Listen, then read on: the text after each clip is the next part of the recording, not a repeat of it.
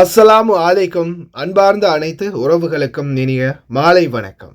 மீண்டும் சர்ஃபான் always with you எனப்படும் இந்த சேனலூடாக உங்களுக்கு மிக முக்கியமான தகவல்களை தான் கொண்டு வந்திருக்கிறேன். வீடியோவை கடைசி வரைக்கும் பாருங்கள். தெரியாத நண்பர்களுக்கும் மறக்காமல் ஷேர் பண்ணுங்கள். வீடியோ பிடிச்சிருந்தா ஒரு லைக் பண்ணுங்கள், சப்ஸ்கிரைப் பண்ணுங்கள். மறக்காமல் பெல் பட்டனை மோல் செலக்ட் பண்ணுங்கள். அப்போ தான் நான் போடக்கூடிய ஒவ்வொரு வீடியோக்களும் உங்களுக்கு நோட்டிஃபிகேஷன் மூலம் கிடைக்கும். මුස්ලිම් පක්කයට කියපන් හුකන්නෝ ගිහිල්ලා සිංහලේ වගේ ඇවිල්ලා හරියට කතා කරන්න කියලා. පොන්න කැරි අවජාතක හුත්තිගේ පුතා. මගේ ලයිව් එකේ කවුද පකෝ සිංහලේ උන්ට කතා කරපිය පරවැසිගේ පුතෝ සිංහලේ උන්ගේ කපේ ලයිව් වල බයිනවද? පර කැරියා எங்கிட்டாவது இருந்து ஏதாவது ஒரு பைத்தியம் கிளம்பி வந்துடுது. ஒரு நாளைக்கு ஏதாவது ஒரு பிரச்சனை வந்து கொண்டே தான் இருக்குது. ஏதோ திருப்பி இந்த பெண் வந்து பார்த்தீங்கன்னா ஆன்லைனில் ஏதாவது காஸ்மெட்டிக் ஐட்டம் விற்கிறவங்க அப்படின்னு நினைக்கிறேன். இந்த ஆன்லைனில் லைவ் போட்டு டிக்டாக்ல காஸ்மெட்டிக் விற்கிற இந்த பெண் வந்து முஸ்லீம்களை ரொம்ப ரொம்ப மோசமாக அவதூறாக வந்து கேவலமாக பேசிக்கிட்டு இருக்கிறாங்க. ஆனால் இவங்களுக்கு நான் புரியலை, இவங்க வந்து எந்த நாட்டில் இருந்து பேசுகிறாங்க அப்படின்றது இவங்களுக்கு தெரியுமா தெரியாதா? இவங்களுக்கு அது தெரியுதா தெரியலையான்னு புரியலை. இவங்க குடும்பம், இவங்களுடைய பிள்ளை குட்டிகள்லேருந்து அனைவருமே பிழைப்பு நடத்துறது இந்த நாட்டில் இருந்து தானே. இப்போ சாதாரணமாக இவங்க ஆன்லைன் பிஸ்னஸ் பண்ணுறாங்க லைவில் டிக்டாக்ல. தெரியல அதுவும் சட்ட ரீதியாக நடத்துகிறாங்களா இல்லை சட்ட விரோதமாக நடத்துகிறாங்களான்னு. அதோடு சேர்த்து இந்த மாதிரியான ரொம்பவும் கேவலமான மோசமான வார்த்தைகளை உபயோகிக்கிறாங்க. இந்த மாதிரியான செயல்பாடுகளுக்கு நிச்சயமாக சைபர் கிரைம் டிபார்ட்மெண்ட் தான் இதுக்கான பதில்களை கொடுக்கணும். என்னால் முடிஞ்சது நம்ம வந்து இந்த சமுதாயத்துக்குள்ளே இந்த மாதிரியான சில கலைகள் இருக்குது அப்படின்றத உங்களுக்கு சுட்டி காட்டுறது தான். இந்த ஆன்லைனில் காஸ்மெட்டிக் ஐட்டம் விற்கிறவங்க சரியா, சிலர் வந்து இந்த லைவ் போட்டுக்கிட்டு ஆட்டம் போடுறவங்க, இவங்கள நிறைய பேர் வந்து இந்த நாட்டை விட்டு நாடு கடத்தக்கூடிய பட்டியலில் இருக்கக்கூடியவங்க.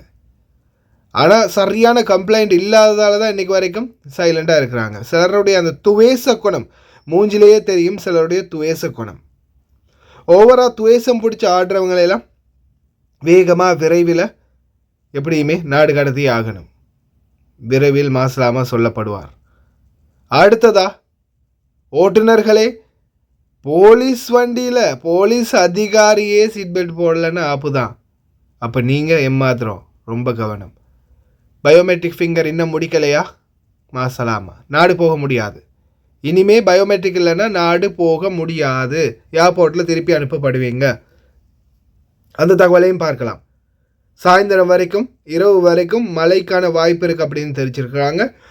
2 to 7 மில்லிமீட்டர் அளவிலான மழைகள் பதிவாகும் அப்படின்னு தெரிவிச்சிருக்காங்க வெவ்வேறு பகுதிகளில் குவைத்தில்.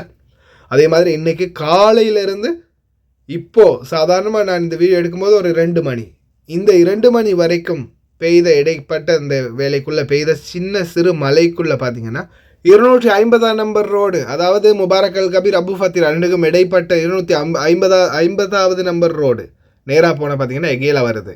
இந்த ரோட்லையும் வெள்ளம் பெருக்கெடுத்து இருக்குது.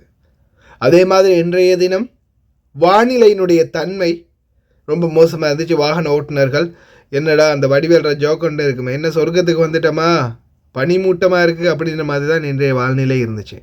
தயவு செய்து ரொம்ப கவனமாக இருங்க ஓட்டுநர்கள். குவைத்துடைய இன்றைய காலநிலைக்கான சில காட்சிகள் தான் இது. பிடிச்சவங்க பாருங்கள், பார்க்காதவங்க பிடிக்காதவங்க ஸ்கிப் பண்ணிவிட்டு முன்னாடி வாங்க.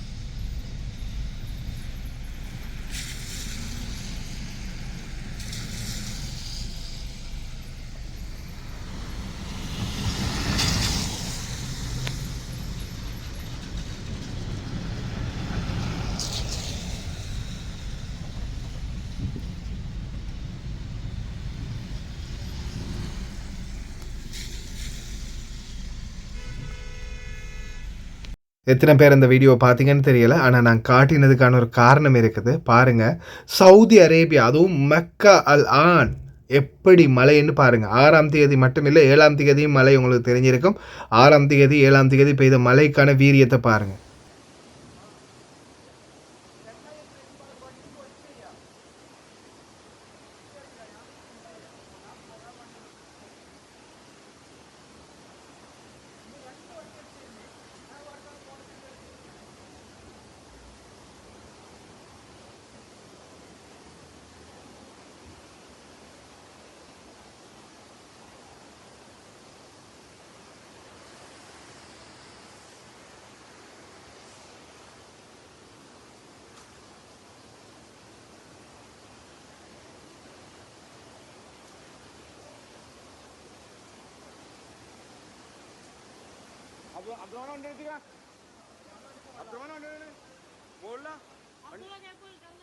किसका गाड़ी है?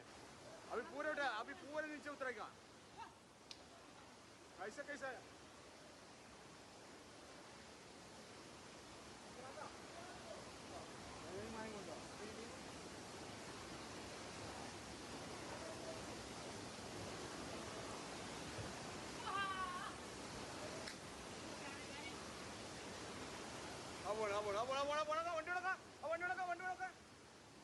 वंडी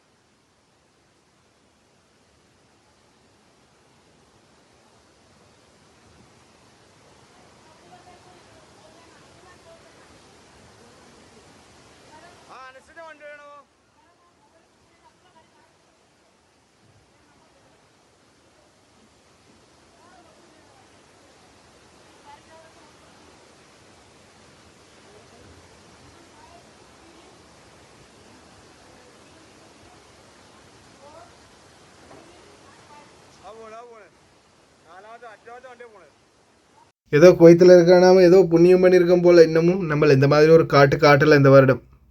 அதே போல் யார் யாரெல்லாம் பயோமெட்ரிக் வைக்கலை, யாரெல்லாம் இன்னும் பயோமெட்ரிக் வைக்கலை, நீங்கள் யாருமே இந்த நாட்டை விட்டு போக முடியாது. அக்காமா முடிஞ்சு கேன்சலில் போனாலே தவிர லீவில் எல்லாம் நோ சான்ஸ். லீவில் யாராலையும் போக முடியாது. வெளிநாட்டில் இருந்து வந்தாலும் நீங்கள் லீவில் போய் வந்தாலும் ஏர்போர்ட்டில் பயோமெட்ரிக்கை முடிச்சுட்டு தான் போகணும். அதே போல் இங்கேருந்து லீவில் போகிறீங்களா இருந்தால் நல்லா கேட்டுக்கோங்க. கேன்சலில் நீங்கள் அக்காமாவை கேன்சல் பண்ணிவிட்டு போகிறீங்க, இங்கேருந்து நீங்கள் கேன்சல்லையே போகிறீங்கன்னா ஒருவேளை உங்களுக்கு தேவைப்படாது. ஆனால் லீவில் போகிறீங்கன்னா கட்டாயம் பயோமெட்ரிக் வேண்டும். பயோமெட்ரிக் நிச்சயமாக உங்களுக்கு வைச்சே ஆகணும். வைக்கலைன்னா நீங்கள் இந்த நாட்டில் இருந்து எங்கேயுமே வெளியாக முடியாது. நல்லா ஞாபகம் வச்சுக்கோங்க. பயோமெட்ரிக் ஃபிங்கர் பிரிண்ட் யாரெல்லாம் வைக்கலையோ அவங்க இந்த நாட்டை விட்டு போக முடியாது. அதனால் தயவு செய்து இப்போ கூட உங்களால் போய் வைக்க முடியும் பயோமெட்ரிக். அப்பாயின்மெண்ட் செகலில் போட்டுட்டும் போகலாம். சிலருக்கு அப்பாயின்மெண்ட் தேவையும் இல்லை அப்படின்னு சொல்லியிருக்கிறாங்க. முடிந்த வரைக்கும் தயவு செய்து பயோமெட்ரிக்கை போய் வைக்க பாருங்கள். உங்களுடைய பாபாக்கள் மாமாக்கள்கிட்ட தொடர்ந்தும் அவேர்னஸ் பண்ணுங்கள், ஞாபகப்படுத்துங்க. இப்போ நான் முன்னாடி போட்டுக்கிற அந்த பேஜில் இருக்கக்கூடிய துண்டை கூட காட்டி பாருங்கள், அந்த ஃபோட்டோவை கூட காட்டுங்க, ஜூம் பண்ணி அழகாக தெளிவாக காட்டுங்க. இந்த பாருங்கள், பயோமெட்ரிக் இல்லைன்னா மம்னு சாப்பார் போகவே முடியாதாம் அப்படின்றதையும் சொல்லுங்கள். தயவுசெய்து இதை தெரியப்படுத்துங்க. அதே மாதிரி சிங்கள மொழி தெரிஞ்சவங்க முன்னாடி வரக்கூடிய வாய்ஸ் கட்டையும் கேளுங்க.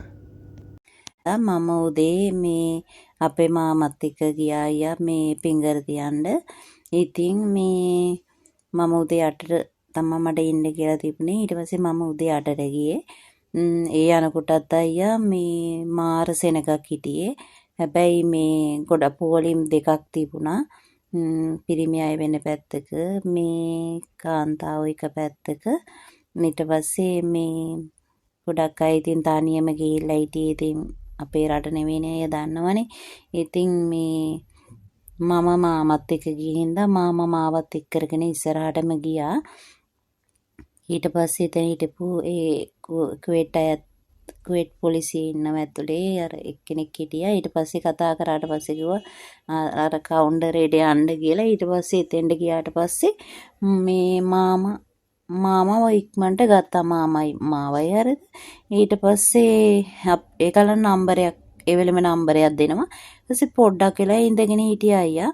හැබැයි මේ පැය භාගයක්වත් ගියේ නැහැ. ඊට පස්සේ ෆින්ගර් ගත්තා. ඉතින් අයියා මේ කුවේට් අයත් ඉන්නවා. ඒ කියන්නේ කුවේට් අයටත් තාම අර තියාගන්න බැරි වෙච්ච අයත් ෆින්ගර් තියෙනවා. ඇත්තටම අයියා මාර ගොඩක් ඉන්නේ. කියන්නේ තාම ඉන්නවා. හැබැයි අර අත්තන අර ගේට් එකේ කිසිම සිකියුරිටි මේ එකක් නැහැ. ඕන කෙනෙකුට අර වෙනදා එහෙම යන්න දුන්නේ නැහනේ. වහලානේ තිබුණේ. මේ අද නැහැ. අද කෙලින්ම ඇතුළට යන්න පුළුවන්. අනිත් එක තමයි අයියා මේ සැහැල් ඇප්ලිකේෂන් හරහා ලියාපදිංචි වෙච්ච නැති අයත් ඇවිල්ලා හිටියා. ඒ අය තමයි අර මේ වෙනම පොලිමක් හිටියා අයියා. එතකොට ඒගොල්ලෝ අහනවා සැහැල් එකෙන් දාවේ මේ සැහැල් ඇප්ලිකේෂන් තියෙනවද නැත්තම් මේ සැහැල් එකෙන් ලියාපදිංචි වෙලාද ඔයා ආවේ නැත්තම් ඔයා නිකන් දාවේ කියලා අහනවා. එහෙම අවුලක් නැහැ අයියා. මේ නම්බර් දෙනවා. ඒ කියන්නේ ලියාපදිංචි වුණත් නැතත් නම්බර් දෙනවා. ඒකල තමයි මේ ඇතුළට අරගෙන ෆින්ගර් තියෙනවා. හැබැයි ජහරායට ජහරා, පරවානියායට පරවානියා එහෙම. මොකද මේ මං ඉන්නේ ජහරනේ. ඉතින් මේ පරවානියා ඇවිල්ලා ඉඳලා ඒගොල්ලොට කිව්වා ඔයාලා යන්න පරවානියායකට එහෙස් වෙනක නැහැ කියලා. ඉතින් අයියා අපි මේ තියලා නැති අයට මේ බය වෙන්න දෙයක් නැහැ අයියා. ගිහිල්ලා තියන්න පුළුවන්. අර මන් දැක ඔයා එක වීඩියෝ එකක් කියනවා මේ ඔය මැෂින් ඉතින් ෆින්ගර් තියලා ඉවරලා ඇත්තටම විසික් කරන්නේ නැහනේ කියලා. ඇත්ත ඔයාගේ කතාව. ඇත්තටම මේ ඔයා ගොඩක් දේවල් අයියා ඔයා කියන මේ නිවුස් ඇත්තටම ගොඩක් ඇත්ත. මම හැමදාම බලනවා අයියා. ඉතින් සාමාන්‍යයෙන් මම ඉන්නේ ලොකු ගෙදරක අයියා. තට්ටු 4ක ගෙදරක මම ඔක්කොම වැඩ කරන්න ඕනේ. ළමයි 5 දෙනෙක් ඉන්නවා. ඉතින් එතන ලෙඩ ළමයි දෙන්නෙකුත් ඉන්නවා අයියා. ඉතින් ගොඩක් අමාරුයි. හැබැයි ඉතින් තට්ටු 4ක වැඩ කරගෙන මේ ගෙදර 7 දෙනෙක් ඉන්නවා. මාමයි බාබයි එක. ඉතින් ඒගොල්ලොන්ගේ රෙදි හොදගෙන ඊට පස්සේ එකමාර වෙනකොට කන්න දෙන්න ඕනේ.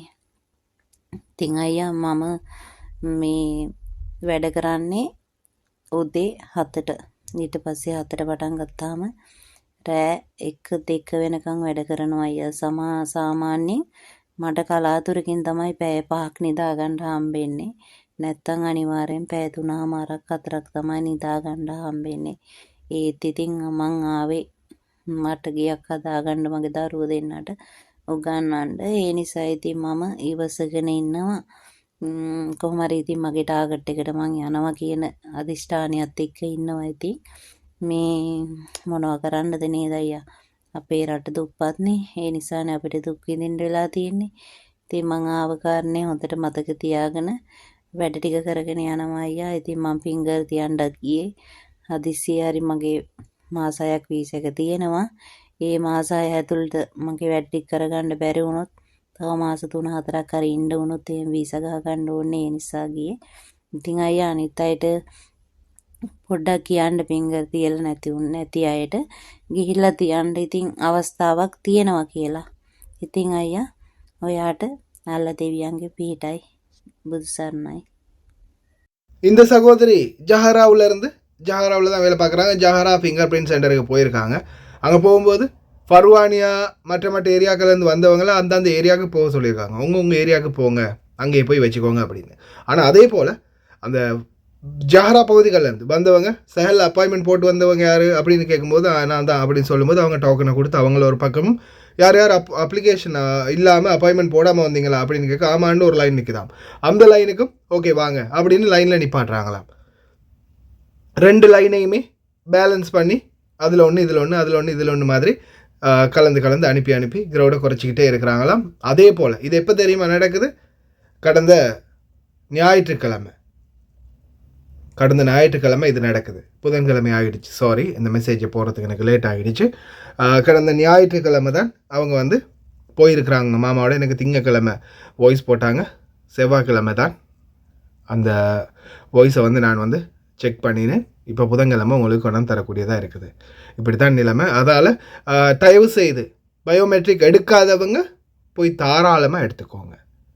பயோமெட்ரிக் எடுக்கலைன்னா இனிமேல் நாட்டுக்கு போக முடியாது. இந்தியாவுக்கு இலங்கைக்கு எங்கேயுமே போக முடியாது. தயவு செய்து முடிந்த வரைக்கும் பயோமெட்ரிக்கை எடுங்க. கஃபீல்கள்கிட்ட தயவு செய்து அவேர்னஸ் பண்ணுங்கள், சொல்லுங்கள். பயோமெட்ரிக் இல்லைன்னா நாட்டுக்கு போக முடியாதாம் அப்படின்னு. பார்க்குறதுக்கும் கேட்குறதுக்கும் கொஞ்சம் ஃபன்னியாக இருக்கும். ஆனால் நிதர்சனம் உண்மை என்னன்னு தெரியுதா? குவைட் டிராஃபிக் போலீஸ் வண்டி போலீஸ் அதிகாரி என்ன ஃபைனு? Seat belt போடலையாம். பார்த்தீங்களா சகோதரர்களே? தயவு செய்து ரொம்ப கவனம். குவைத்தில் நீங்கள் வண்டி ஓட்டிகிட்டு போகும்போது உங்களுக்கு முன்னாடி பார்த்தீங்கன்னா சைனிங் போர்டு வரும். அதாவது டிஜிட்டல் சைனிங் போர்டு. அந்த டிஜிட்டல் சைனிங் போர்டில் நீங்கள் உங்களுடைய பார்வையை கவனமாக செலுத்திக்கோங்க. சீட் பெல்ட் போட்டு இருக்கணும். வண்டி 2 கையாலையும் பிடித்து ஓட்டணும். ஸ்டேரிங் வீலை மொபைல் ஃபோன் பாவிக்கக்கூடாது. சிகரெட் பிடிக்கக்கூடாது. உணவு உட்கொள்ளக்கூடாது. எந்த ஒரு பானமும் அருந்தக்கூடாது. இதெல்லாம் சரியாக நீங்கள் ஃபாலோ அப் பண்ணினா மட்டும்தான். நீங்கள் மட்டுமில்லை, உங்களுக்கு கூட முன்னாடி உட்கார்ந்து வர அடுத்த வரும். பின்னாடி உள்ளவங்களில் முன்னாடி இருக்கக்கூடிய 2 பேரும் சீட் பெல்ட் கட்டாயம் அணிஞ்சிருக்கணும். உங்கள் கூட வாரவர் சாப்பிட்டாலோ நீர் பருகினாலோ எந்த பிரச்சனையும் இல்லை. ஆனால் நீங்கள் அது எதுவுமே பண்ணக்கூடாது. இப்போ பாருங்கள், இந்த சீட் பெல்ட்டு இது எல்லாத்துக்குமே பொறுப்பான கேமரா வந்து இப்போ நீங்கள் பார்க்குறீங்களே, இதுதான் அந்த கேமரா. இந்த போர்டுக்கு மேலே தான் இருக்குது. இந்த சைனிங் போர்டு நல்லா பார்த்துக்கோங்க. இந்த மாதிரி சைனிங் போர்டு எங்கே இருந்தாலும் ரொம்ப கவனமாக இருங்க. மொபைல் ஃபோனுக்கு 75 தினார், சீட் பெல்ட்டுக்கு 35 தினார், உணவு உட்கொண்டா 15 தினார், வேறு லெவலில் ஃபைன் வச்சுருக்காங்க. இன்னும் விஷுவலை பக்கத்துலேயும் பாருங்க ஒருக்கா. இதுதான் கேமரா.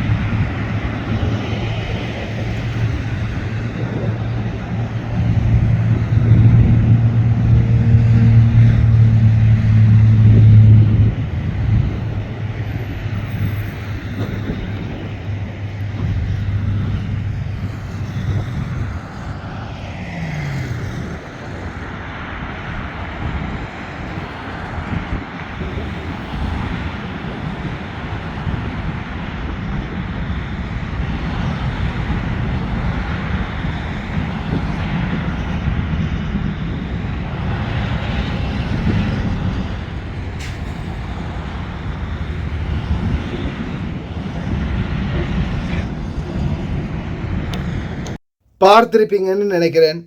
கொஞ்சமாவது இதை பற்றி சிந்திங்க. நீங்கள் வந்திருக்கிறது உழைக்கிறதுக்காக. யோசிச்சு பாருங்கள். ஒரு தடவை ஃபோன் பாவிச்சா 75 தினார். அப்போ மாதம் 30 நாளும் ஃபோன் பாவிச்சு 30 தடவை நீங்கள் ஃபைன் வாங்கினீங்கன்னா, ஒரு நாளைக்கு 3 இடத்துல ஃபைன் வாங்கியிருந்தீங்கன்னா, இல்லை சும்மா சிம்பிளாக யோசிச்சு பாருங்களேன். 75 தினார் ஒரு நாளைக்கு 3 தடவை 3 கேமராவில் மாட்டியிருக்கீங்க. தொடர்ந்து 30 நாளைக்கு மாட்டியிருக்கீங்க. என்ன நிலைமை? 90 தரம் 75 தினார் எவ்வளோ வருது? எப்படி கட்டுறது சொல்லுங்க? கிட்டத்தட்ட 6000 தினாருக்கு மேல், 6850 தினார், 6750 தினார் வருது. யோசிச்சு பாருங்க. ஒரு மாதத்துக்கு 6750 தினார் எங்கேருந்து கட்டுவீங்க? ஆனால் கொய்த்திகளுக்கு இந்த மாதிரி தான் வரும். சொல்லாதீங்க கொய்த்திகள்லாம் ஓடுறாங்க அப்படித்தானேன்னு. அவங்களுக்கு அதே ஃபைன் தான் வரும்.